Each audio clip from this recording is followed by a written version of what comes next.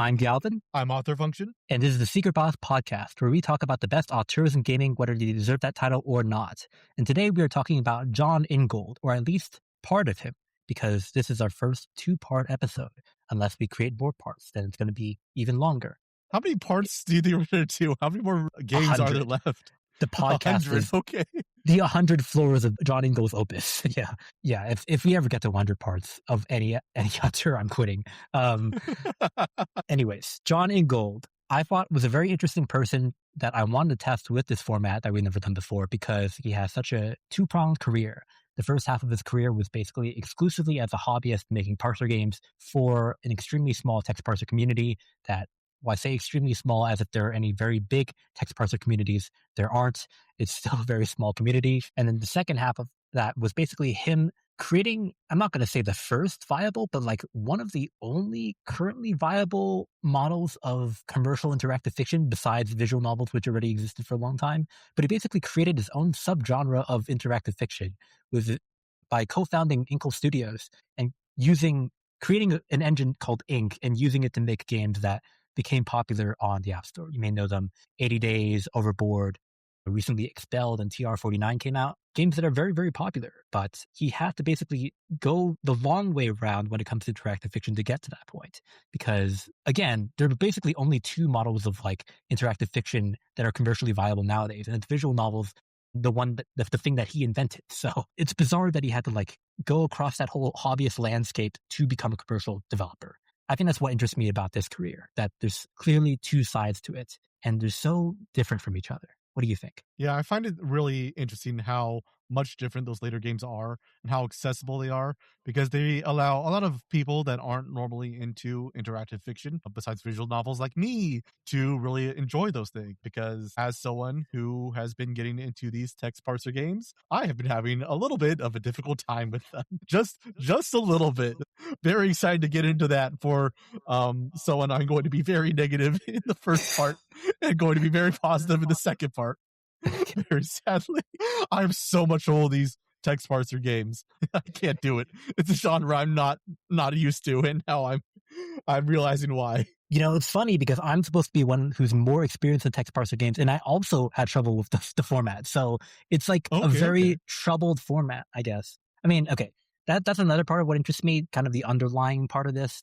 The thing about the text parser community is that it's so like inside jokey, not like intentionally so, but like it's part of nerd culture in a way where it's like you have to be part of the in-group to be part of it. Like the same way Monty Python nerds like run around quoting parts of the show to each other to show that they're part of the in-group. A lot of the text parser community, based on what I've seen, is based on like running gags and like references to other text parser games and like responses of text parser games to other text parser games mechanics.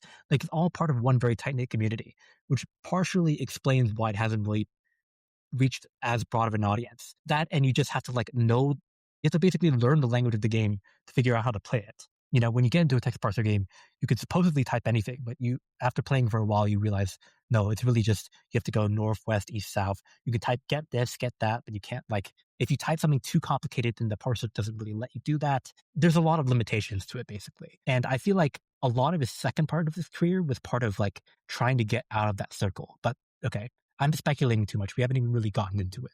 Sorry about that.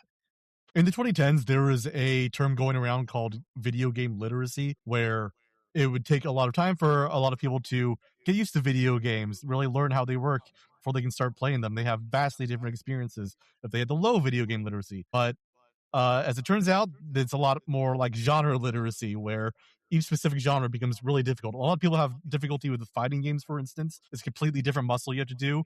And I've really felt that with these text parser games. The Victor Heisper episode that we did had very, very simple text parser games, but these were more vast. I think they're more genre specific. Just really difficult for me to really wrap my mind around what I'm supposed to be doing at any given moment.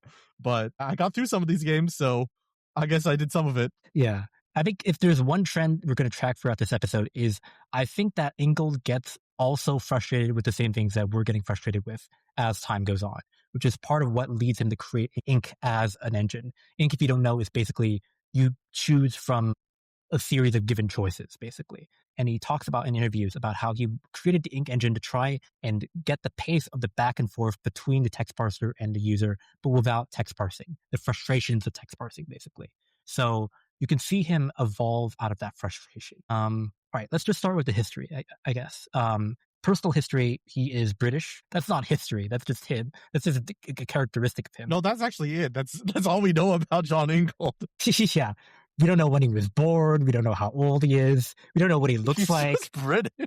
Yeah, that just explains it. He grew up with video games, but he wasn't really obsessed with them, is one thing that he stresses in a lot of his interviews, in that he was just playing video games and he liked them. He liked games like Rogue and like text games like Infocom's Hitchhiker's Guide to the Galaxy, but he wasn't really like super obsessed with them. He ended up majoring in mathematics. He got into a TA program and ended up teaching. He became a math teacher for 5 years, as they say in Britain, maths. He calls it the most valuable thing he ever learned because he basically learned how to talk to students and also create assignments. And he kind of links that to his level design, apparently. He talks about how creating puzzles in text parser games was kind of like creating tests for math game, or creating assignments for math concepts, in that you have to introduce all the different ways you can use a specific concept through different examples. So you have them learn by doing, and then you have them continue to do that by testing them. And he also became a very big public speaker, which is how I discovered him. Because if you look him up on YouTube, he just has so many public talks about game design and things like that that really got me interested in. Another thing worth mentioning is this is the second text parser person we covered, right? In the podcast. We haven't covered anyone else, right? It's only been him and Victor Heisbers, and they're both academic professors who are teaching something other than English writing. I can think of... So if I study my math well enough, I think that we can say that all text parser creators are professors. Yep, I think that's how that works. Yep. But you can't be an English professor.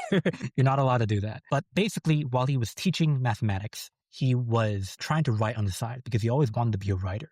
He grew up with Isaac Asimov and Philip K. Dick, so he really liked science fiction. He says in one interview that he figured that a lot of science fiction novels were bad, so if he were to write one, then he would automatically be better than so many of the other ones. That's just like a arrogant kid thing that you do. I'm sure he doesn't feel like that now, but he was working on novels and text parser games, flip-flopping in between the two, basically as he was teaching math. That's another thing about the professor job that I found interesting, was he talks about being able to program such big games because professor jobs, by necessity, have big vacation gaps during the summer. They're one of the only few adult jobs that have things like that. Just thought that was interesting. If you ever want to design text parser game to become a professor, good idea. But yeah, sorry. Let's actually start with the games that he made.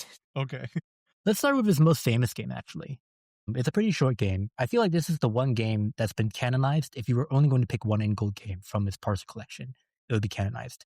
It's called Failsafe. I think it won the 2000 IF award. And in the context of his bigger catalog, it's very interesting. You want to describe what Failsafe is? I would have a lot of difficulty describing what Failsafe is. Yeah, that's why I threw it to you.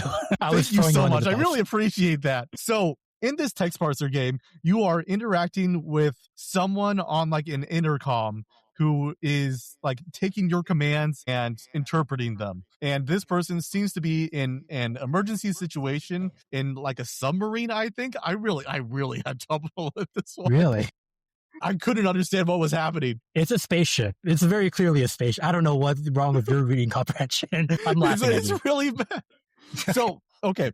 The thing about these text parser games is that the way of reading this is like so different from a book, because in a book, I'm like tracking all these different characters. I'm reading their dialogue. I'm interpreting the scene as a whole and what is happening. But within the text parser game, every individual element matters. I had to focus on this person. I had to focus on this object, this other object, and like how they relate to each other and what I can interact with. It is such a different experience from how I would usually think about reading, because I have to focus on completely different things.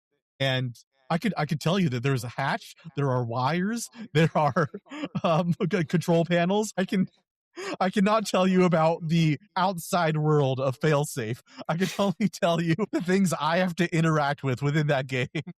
That's fair enough. Yeah, I think that's a lot of people's experiences of text parser games. Not to get too off topic, I did think about one thing the Catamites once said when describing video games where it's like he talks about putting a lot of text in his games because when it comes to video games, you have a different way of reading text on screen where you're just parsing it for utility.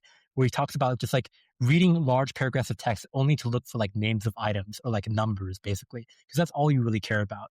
Whereas text parser games are the complete opposite because you have to read, well, not really even the complete opposite because you are still looking for like items and locations and stuff like that, but it's also trying to tell you a story. So it's very bizarre because you're trying to read, the author's trying to present it to you like a story, but also you're not paying attention to the prose, basically. You're paying attention to the utility of the thing. I think Ingold has very interesting prose for a novel. I feel like, especially in this and some of his other ones, in Failsafe, you really get the sense it's like, okay, this person is in a rush to explain everything to you. They're really confused about what's going on as well, and there's like desperate. You feel that desperation in everything that he says, and at the same time, I'm so confused about what's happening because I don't really understand what this other person is looking at to really understand what I'm supposed to be interacting with within this game.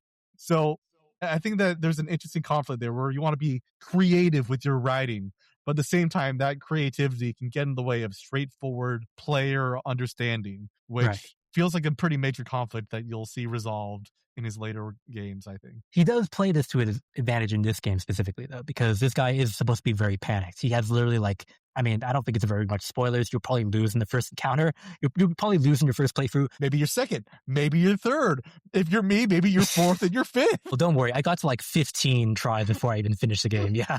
So it was tough for me too.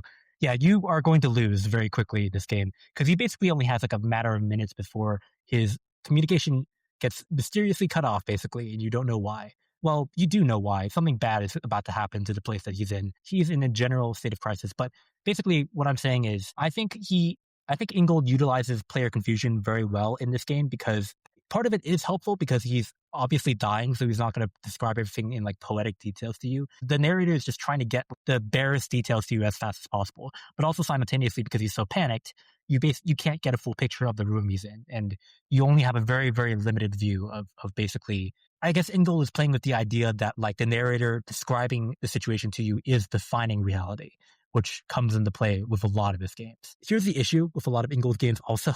A lot of them, just around this time, with a lot of text parser games actually in general, very plot twist focused. So we can't really delve into a lot of what each of the individual games are about, most of them at least, which is a problem. I think we should do full spoilers on this thing. I feel like none of these games are going to make any sense if we don't talk about them. Okay. I'm more cautious about a later game, but yeah, we can do fail-safe for now. I mean, I guess the ending twist isn't as important as just being able to walk around and I don't know. To be honest, I don't think fail-safe really connected with me. I'm guessing it didn't connect with you just because you were so confused. I don't know what's happening. I need you to explain the plot to me so I understand what the plot twist is. Okay. Much like Ingold games, this episode is all over the place. Structurally, fail-safe is about a guy who's trapped on a spaceship and he's contacting you, who is also on a spaceship, but on a separate one, and you have to guide him through it. It's kind of it made me think about Analog A Hate Story, where it's two spaceships connecting with each other, but they can only see what's on their own sides, basically. You are trying to get him to escape before, basically, okay, I'm not very clear on this part either, but there's basically a satellite that's going to destroy the ship that he's on, and he needs to get out of there before something happens. Okay, I had trouble with this game. There's a lot of guess the verb stuff. I don't really like this game, to be honest. You were like, okay, this plot twist. You're like, okay, I'm not really sure what's going on here. No. I'm talking about having trouble with the game. Okay, fine. Let's get to the plot twist, okay? Okay, thank you. This is what I need. Okay. You don't care about reviewing the game and describing what it is to the audience. You just want the plot twist. Okay. I want to have any idea about this thing besides the individual events that are happening.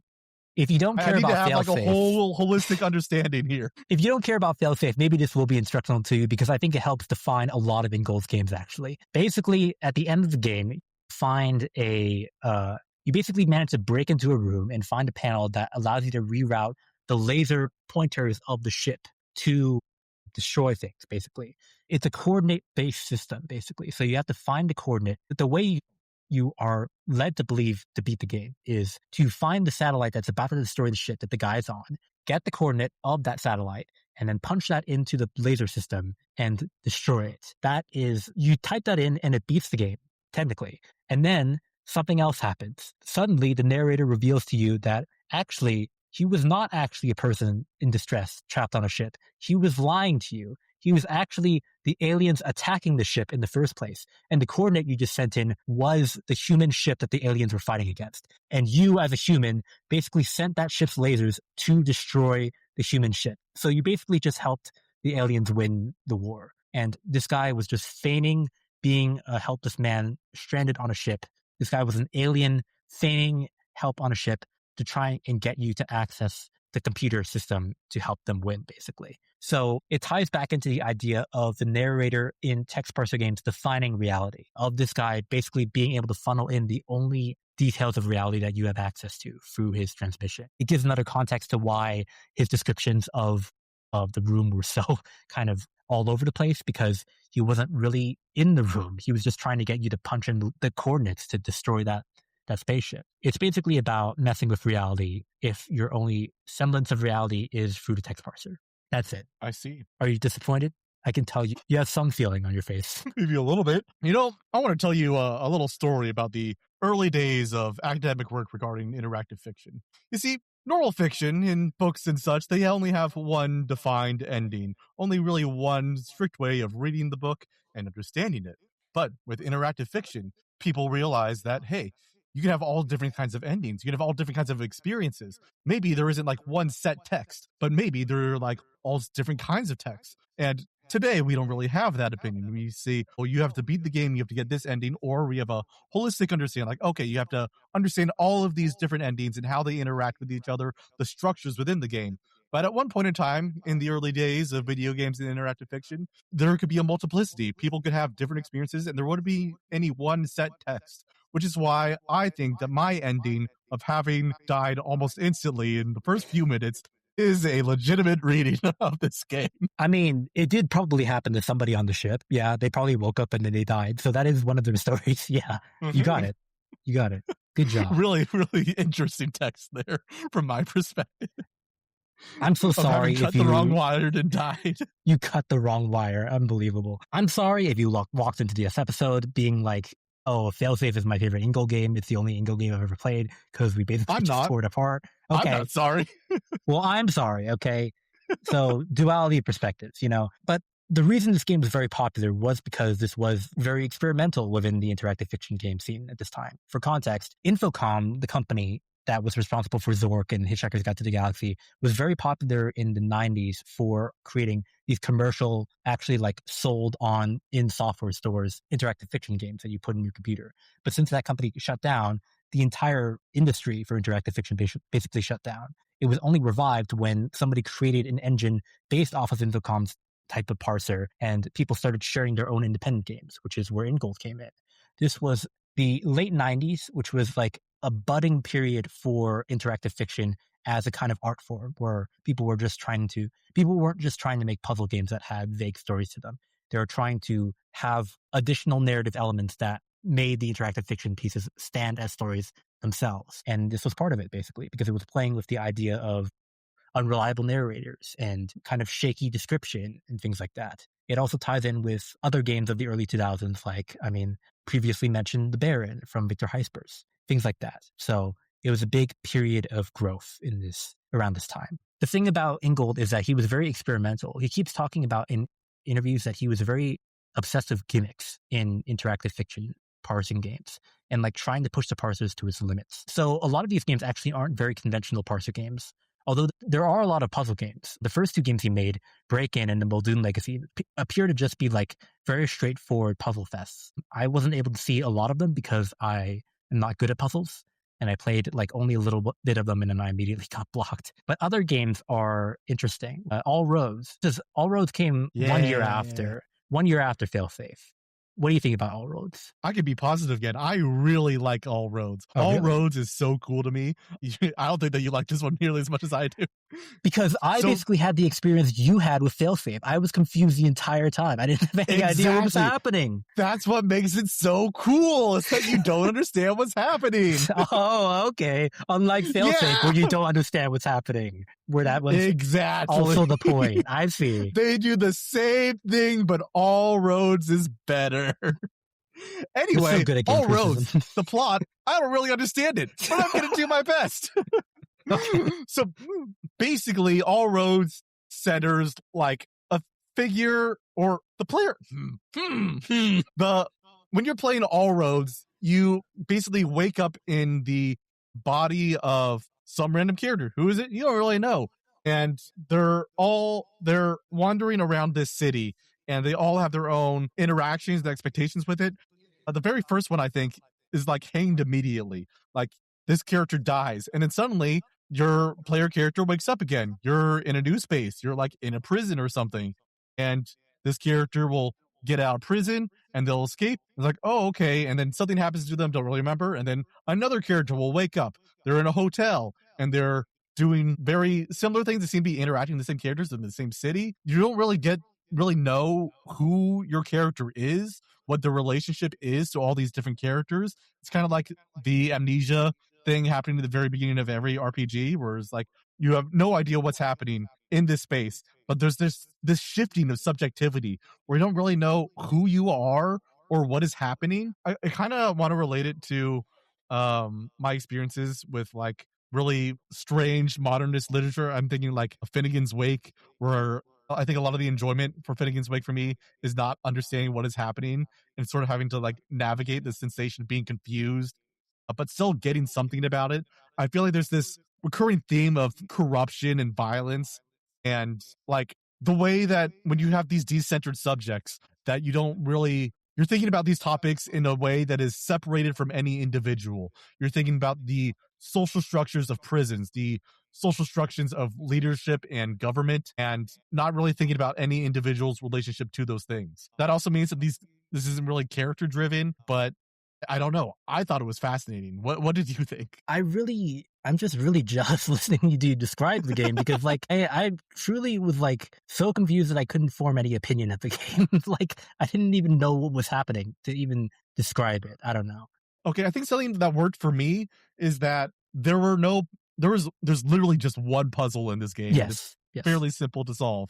Everything else is just like walking around like in Heisper's games is like go north, go west, go south, pick up this thing. Like, okay, cool, I can do that. Because I was able to progress through the game, the confusion was a lot easier for me to like understand as part of the experience instead of just me failing at it. So I think that was what worked for me specifically. Yeah. I think I led myself into false expectations because I went into it thinking part of it was like it was part puzzle, part experimental game. So I went into it with way more puzzle than I was expecting, I guess. It really is that one puzzle at the beginning. It also is that one puzzle that like made me feel really bad because it does something that puzzle does something that no other text parser game I've ever seen or any puzzle game I've ever seen has ever done before, where if you take too long, it just gives up on the puzzle and lets you pass. Exactly. I loved that. I would be so stuck on that puzzle otherwise. That was so fucked up to me. I felt so humiliated from that. I'm sure you felt Give elated. me that easy mode. I love it. I want to be Mario with the golden Tanuki suit going through the whole level with no issues. Yeah. I don't want to solve that puzzle. Just let me play the story. I'm one of those people now. If you're going to play this game, just know that that's basically the only puzzle in the game. Because I played the rest of the game looking for all the puzzles that I was like, I don't want to be humiliated again. I need to solve it before the game takes it away from me. You know? We didn't even really talk about the story. This is really interesting because, I mean, yeah, this one IF Comp 2001, which is a very big deal because like that's where the entire very small IF Comp community was basically aggregated around. And this is very interesting because All Roads was made from a hacked version of the Inform engine. The Inform engine is basically what nearly all of the text parser games were using as an engine. But the Inform engine at the time wasn't very advanced when it came to like jumping across like non-chronological events or like looping. So Ingold actually had somebody, Sean Barra, who later went on to do programming for Jonathan Blow in games like Braid. Like he got a hacked version of the engine from that guy and basically made a game out of the hacked engine. So he literally had to change the mechanics of how text parsers worked at the time to create this game, which is just goes to show how very innovative this game is. I don't know. I really wish I picked up, the stuff that you picked up, I guess, where it's just, I don't know. I don't have much else to say.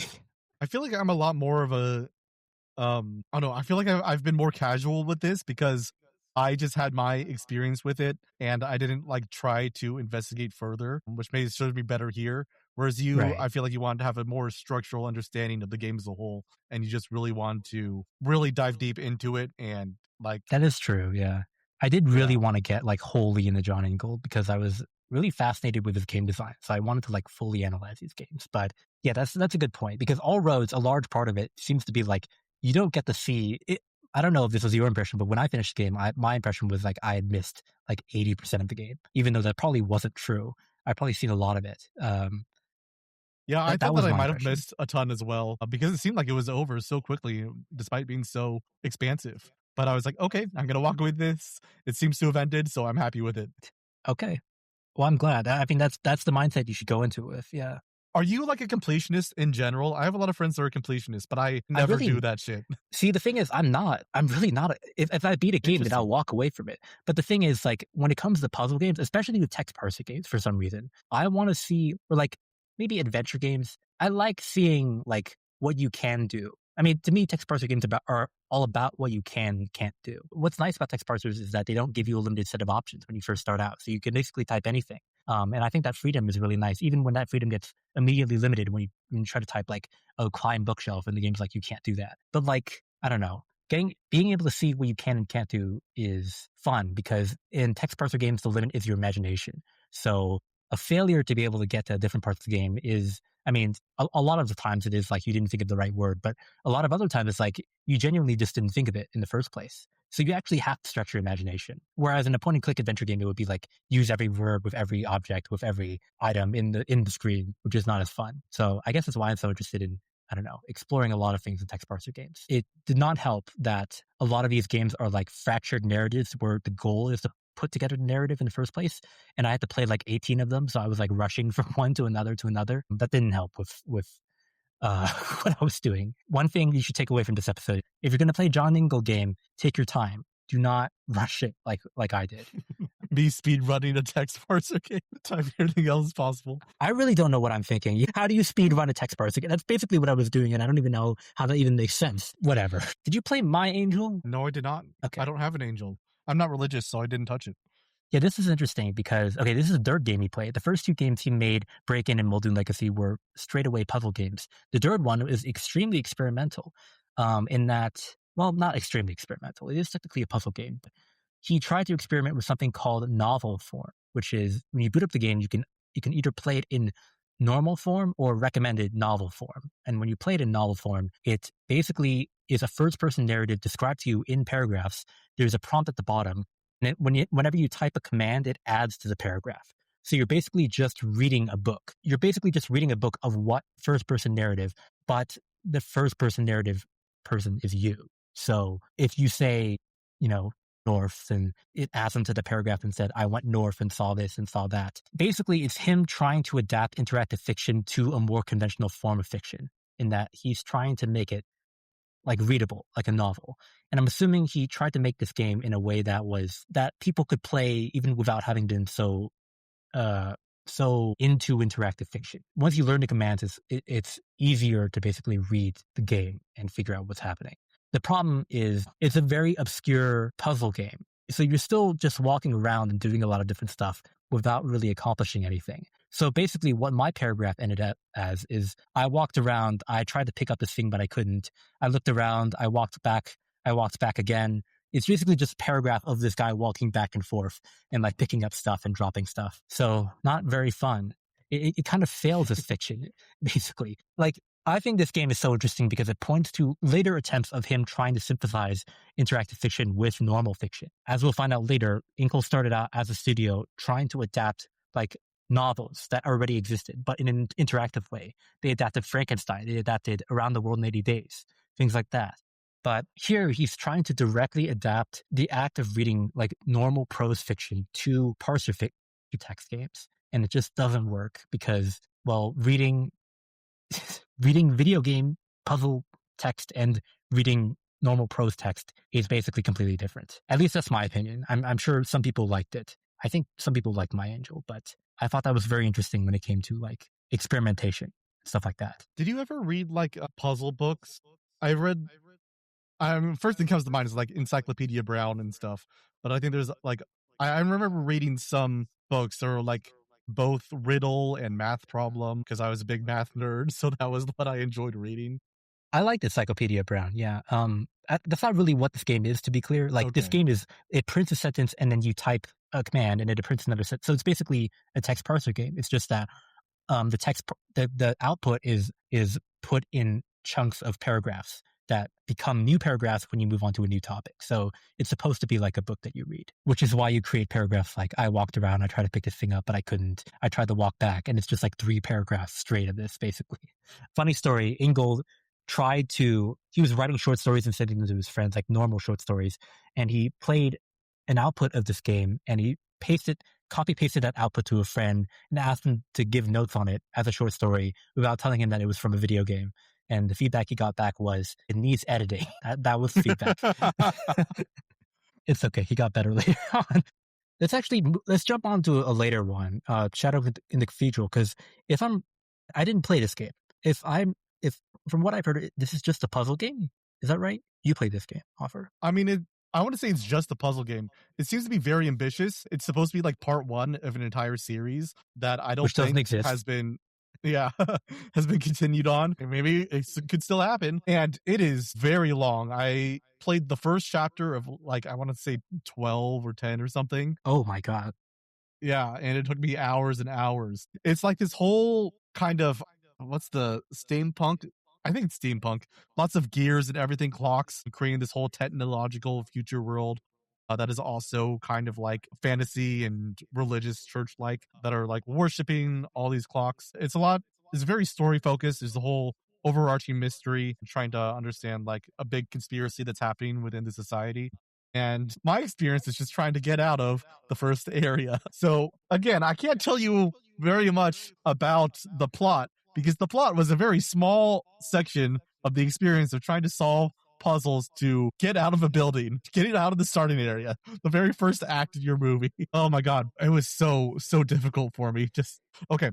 I'm not going to talk about the plot because that wasn't my experience. I'm going to talk about one specific puzzle, which I was stuck on for hours, where you had to make a cup of tea. Very, very straightforward, but I couldn't figure out how to do it. I know how to make a cup of tea in real life. It's very easy to make a cup of tea in real life. But within this game, I couldn't figure out what verb it wanted me to use. I was like, okay, I have this tea. I have all these items that I need here. I have a teacup. I have tea. I have a kettle. I have water. Now, how do I do this within this game? I want to place the tea within the little basket here. Okay, I just want to do that. How hard can this be? I spent hours trying to figure out different verbs, different nouns to use to put the tea where I wanted to. And I tried using the exact same language the game was using, and I had so much difficulty with it. Like, oh my God. Because like when I'm playing an adventure game, a graphic adventure game, there are a limited number of things on the screen that I can interact with. And usually there's some indicator of what I can do.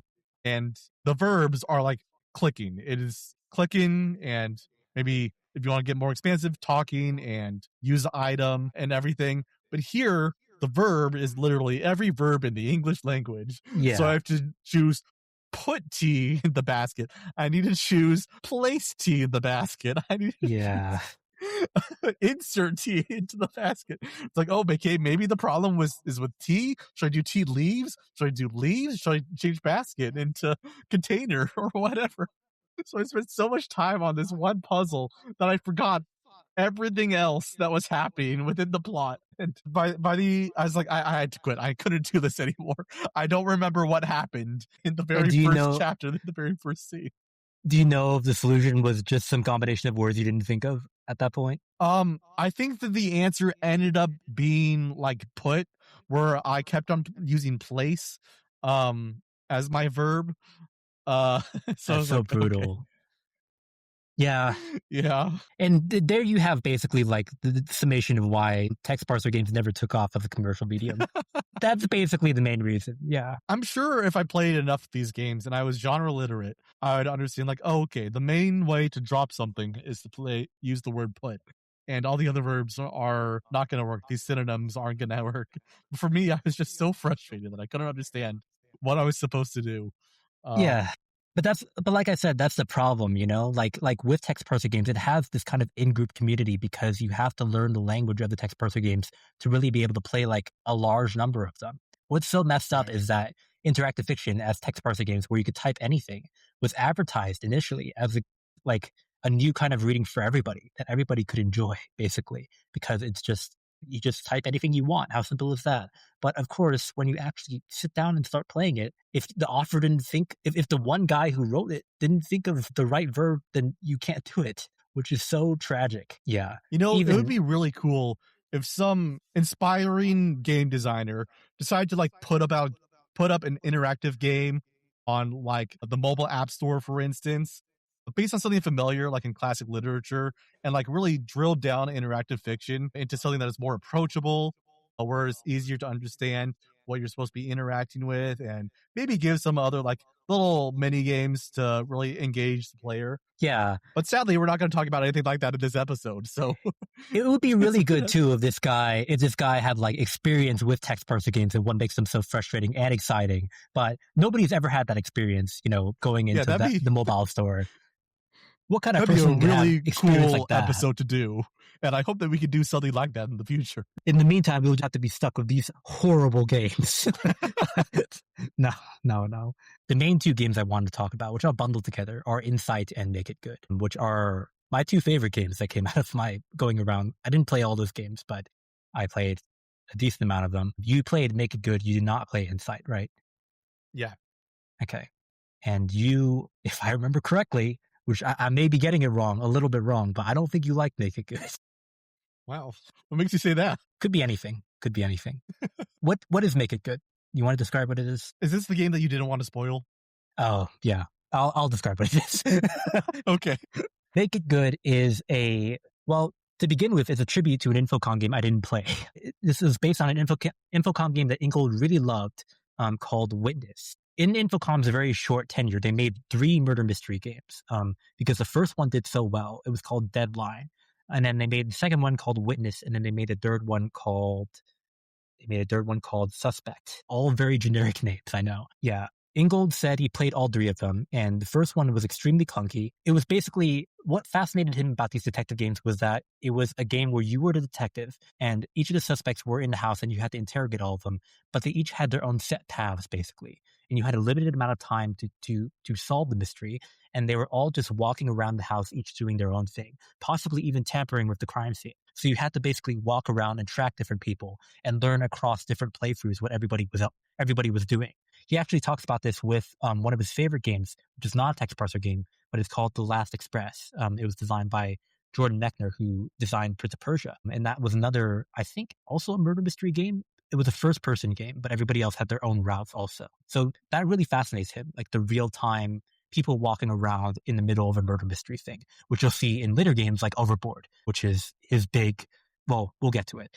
The point is, Make It Good is a detective game where it's just a tribute to this type of game where you are a detective and there's 4 suspects walking around. You have a certain amount of time to solve the mystery, although it's a pretty lengthy amount of time. And you have to gather enough information to figure out who did it and get that evidence to your cop buddy and basically accuse that person of the murder and solve the mystery.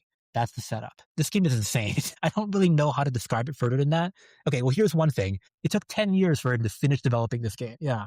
He started in 1999, which is when his first game came out. So I guess he had this idea from the very beginning, but he worked on it for 10 years before releasing it. And it did win awards, so it was worth it. Even then, I would argue that this was something that he was unsatisfied with, so he would come back to later again with Overboard and Expelled, which is a sequel to Overboard.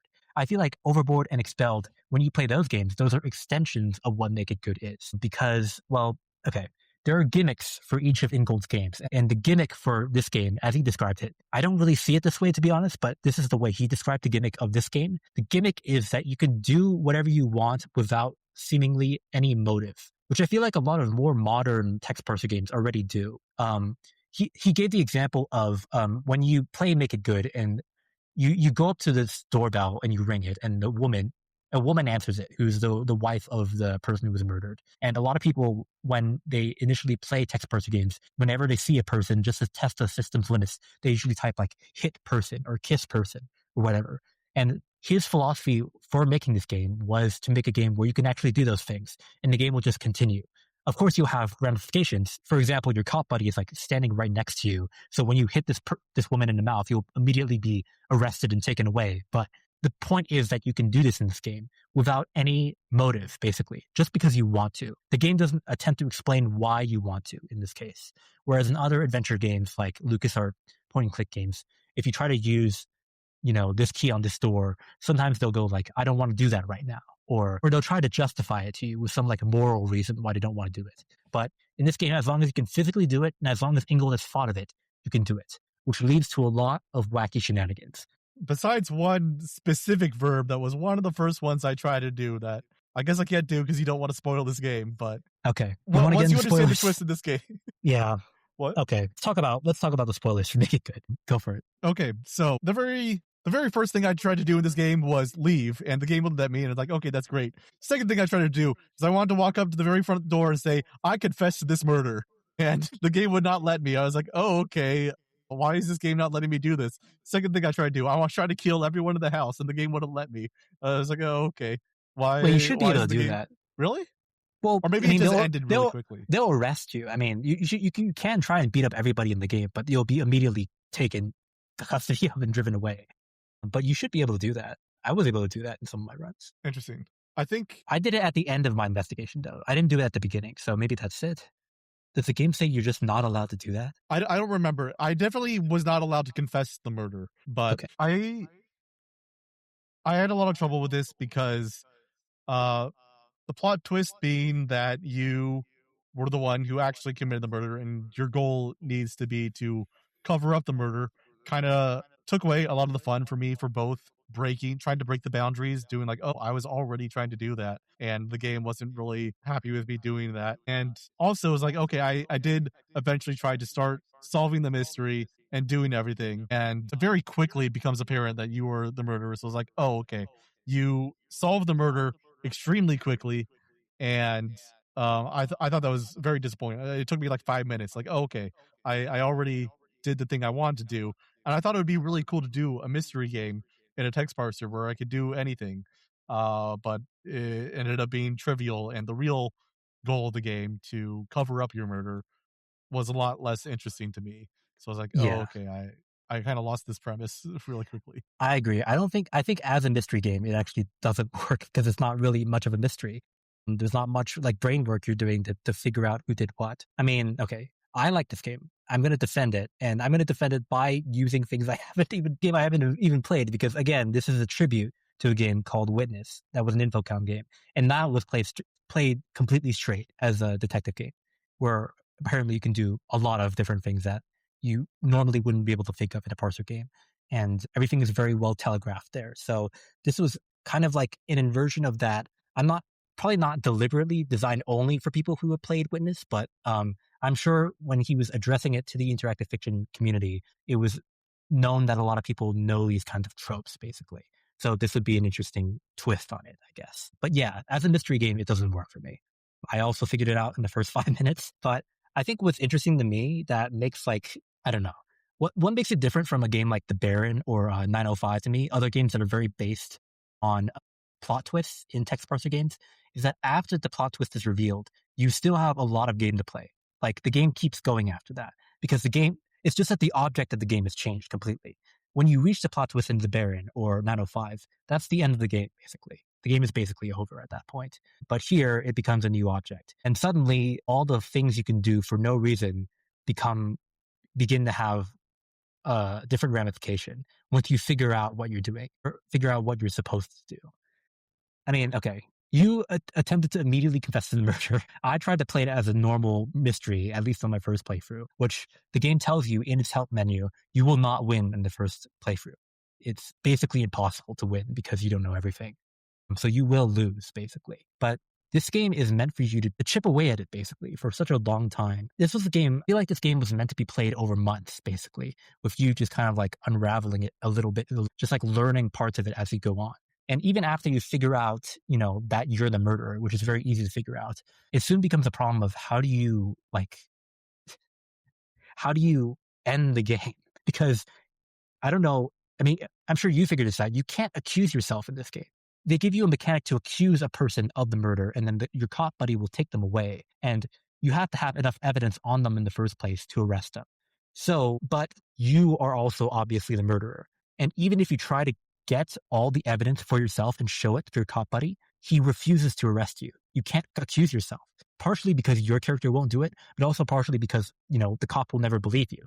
So you actually can't get any ending to this game other than the game over until you figured out that you're the murderer and that you have to pin it on somebody else. The only ending to this game that's legitimate is you finding a way to pin this murder on somebody else, which is an extremely, extremely difficult puzzle that I couldn't figure out even after I figured out even after I read the entire guide for how to do it. It's crazy. I don't think that's the only legitimate ending because there is no indication that that's something that you should do. When I played this game, I was like, oh, okay, that's the end. I'm the murderer. That's the joke of the game, and there is no ending. I think there is. It tells you right in the title. It tells you have one last chance, so you better make it good. The point is that you can't have a unsatisfactory ending, basically, where you just get arrested and you fuck up. You have to have some kind of catharsis. It's just that the catharsis is not you solving the mystery, actually. The title refers to is make a good murder, make a good solution to the mystery. So I think even in the title, the game is encouraging you to find some kind of satisfactory ending, even if it's not a good ending. At least that was my thinking. Did you feel satisfied by the time you got to the end? Well, one, no, because I didn't figure out the puzzle by myself. It would have literally taken me months. Such a complicated way. There's basically only like 2 solutions, and they're incredibly complicated. So yeah, it would have to take months to solve something like that.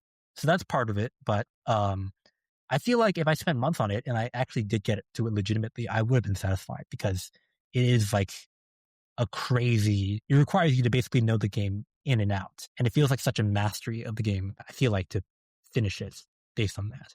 I don't know. This game is very difficult. It's like one of the most difficult games in Ingold's catalog just because there's only one solution to it and it's so short. But I don't know. I just like the idea. I think it's very satisfying as an idea, which is not the same as saying it's satisfying as a game, but yeah, I think it's satisfying as an idea when you hear like the summary of it, and it's like, oh hey, what if there was a thing where is a detective game, but you end up being the murderer, which is why there are so many detective novels where the detective is the murderer. But that's not the appeal of it, though. The appeal of it is that after you find out you're the murderer, you still have to find a way to get away with the murder. That's the fun part. I mean, then it becomes a puzzle game where you're actually trying to use all the logic of a detective story to create a detective story to trick another detective into thinking the story has been solved. I think that's what's fun about it. So in reality, it's actually a very fun puzzle game that plays with detective tropes. It's not a good mystery at all, but I mean, yeah, the thing is, if you end the game at the twist, just like at figuring out who did it, then that's it. Then the game sucks, basically. But I don't know. The game never tells you that that's what the goal is. It doesn't necessarily tell you that that's what the goal is, to find out who the murderer is. The goal is to arrest somebody. That's the cop's job. Otherwise, you'll be kicked off the force forever. I don't know. Maybe I'm just trying to argue out of a bad setup for a game. I'm not sure. But I think if you look into this, even past the twist, there is something here. This twist doesn't really ruin the game. It just kind of changes it. It is something fun to find out by yourself, but it's not necessary to enjoy the game, I think. Yeah, I'm sure this is enjoyable for a particular type of reader, but it's definitely not for me. Okay. On the other hand, there's Insight, which is another detective game he made earlier. Make It Good was 2009. This is 2003. I thought this was interesting because it was playing with the ideas of detective mechanics, not in a similar way, in a very different way.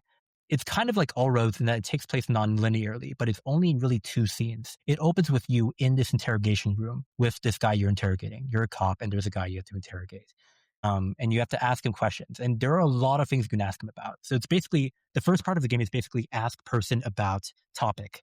And it becomes kind of like her story where like you are typing in a bunch of keywords and you basically get a bunch of responses because of that. Because he has a very big response bank.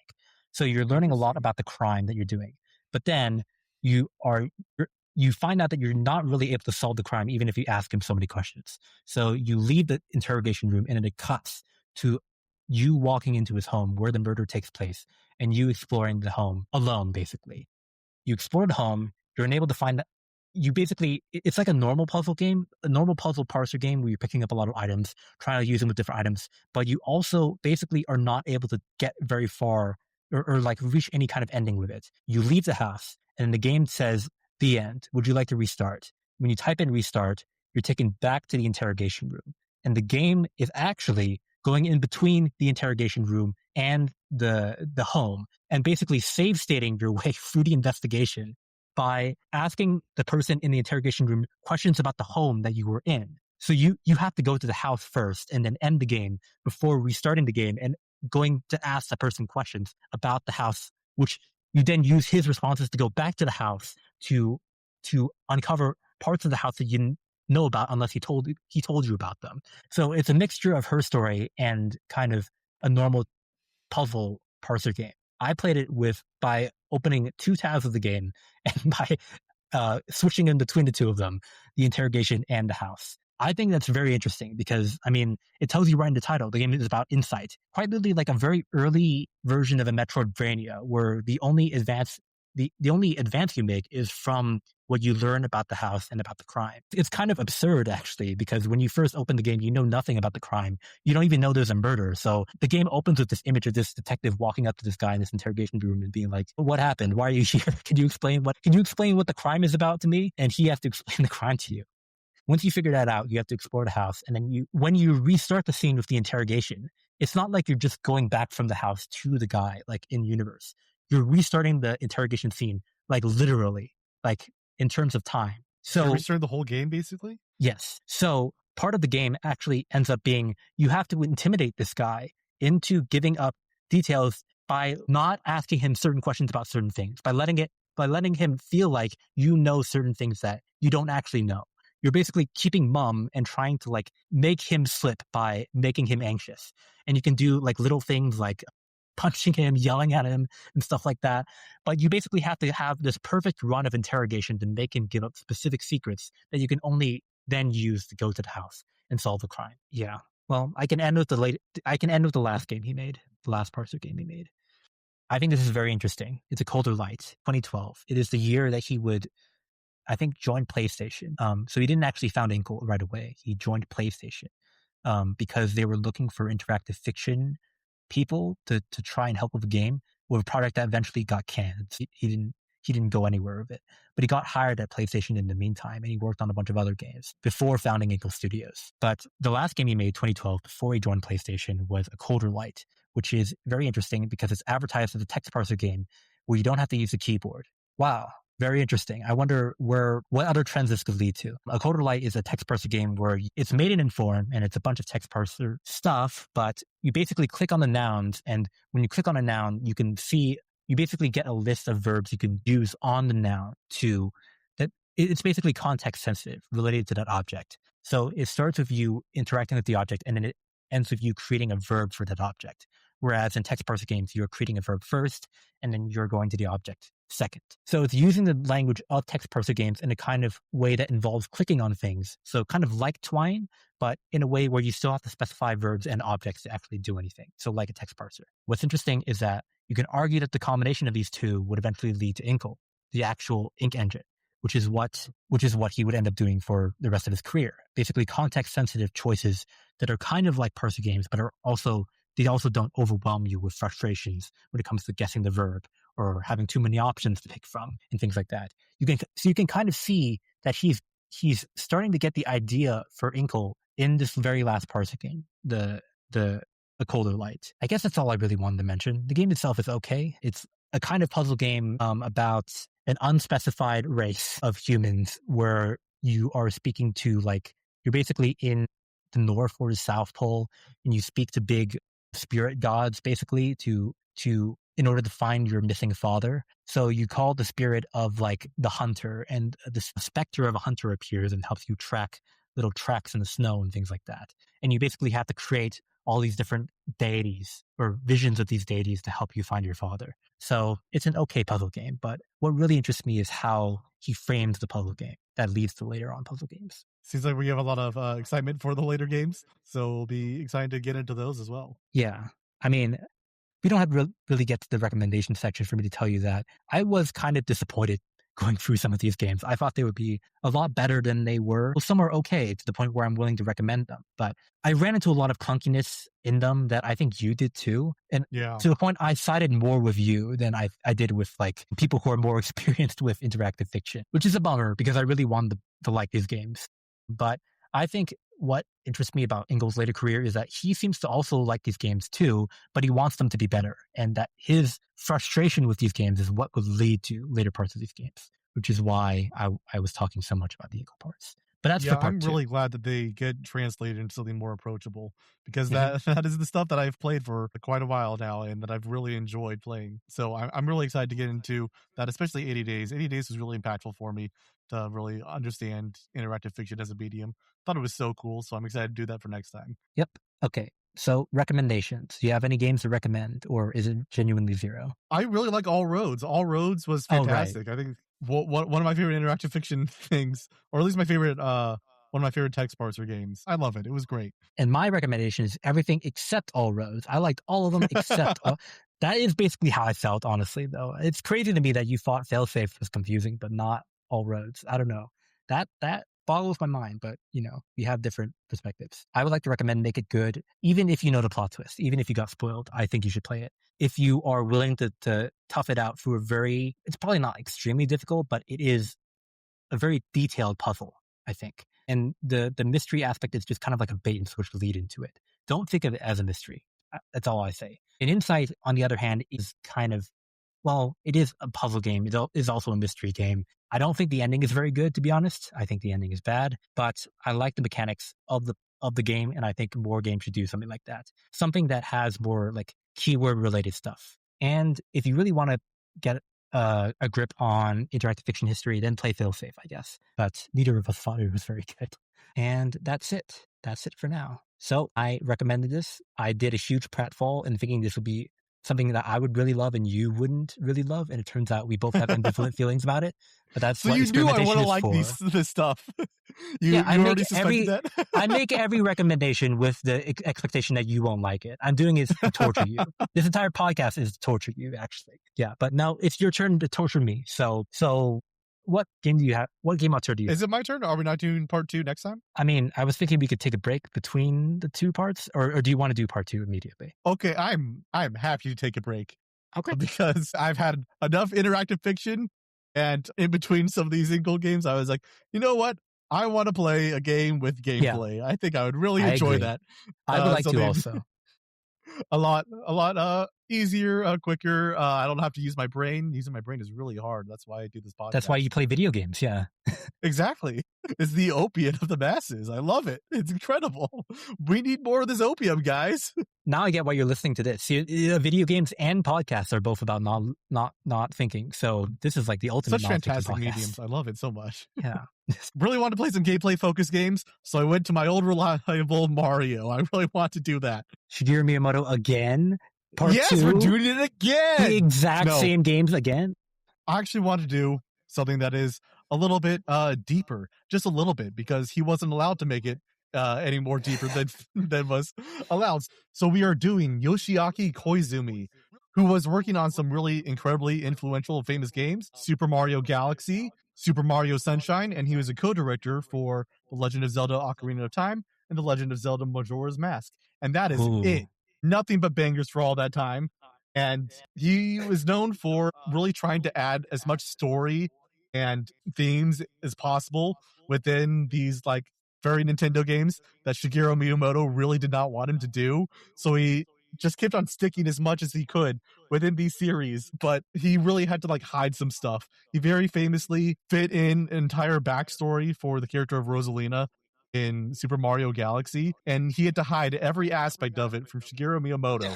And when Miyamoto figured this out within an interview, he was like, "What? He did that? Well, I'm going to cut that out in the very next game. He's not going to get a single story moment." And the next game, there wasn't. Super Mario Galaxy 2, it's just gameplay. There's nothing going on under the surface. And I find that fascinating. I love stories of movie directors who try to like fit in these scenes that they really love into these movies that their producers really hate. All the executives hate them, but they try to sneak in that little morsel of creativity that they can put into this corporate product. And I can really see this in Yoshiaki Koizumi's games. And I really want to explore that. Do you have any relationship to these games? Well, I've played, I mean, here's the thing. I want to say I played 2 of these games, but I don't think I really did. My main experience with Super Mario Galaxy is only with the second one. So I don't really remember that much of the plot of the first one. I don't think I even played the first one. And I played Ocarina of Time on 3DS, which is not what I'm going to do this time. I'm going to do 64 if I'm going to play it at all. But yeah, I don't remember much of the plot of that either. Well, I don't think of him as a plot-oriented guy. I just think of him as, I mean, from the gameography that I saw, I think of him as the guy who made 4 of the most important games in Nintendo history. But you think of it as a plot-related person. I think that's interesting. I mean, hey. Yeah, I just think it's really interesting how he's famous in some Nintendo circles, but people don't really talk about him, which I think is fascinating because he's been a director in so many impactful games. Yeah, they even named Yoshi after him, and then they just ignore him like that. That's not true. I just made that up. Only 4 big hits, anti-establishment. He had to hide things from the studios to get away with it. This guy's like the Elaine May of video games. Oh my There you go. That's the only thing I wanted to say. Yeah, he famously had gameplay footage of Super Mario Galaxy running for 20 hours. And yeah. Which one is his Ishtar? No, Super Mario Sunshine is his Ishtar, obviously. That has to be it. Yeah.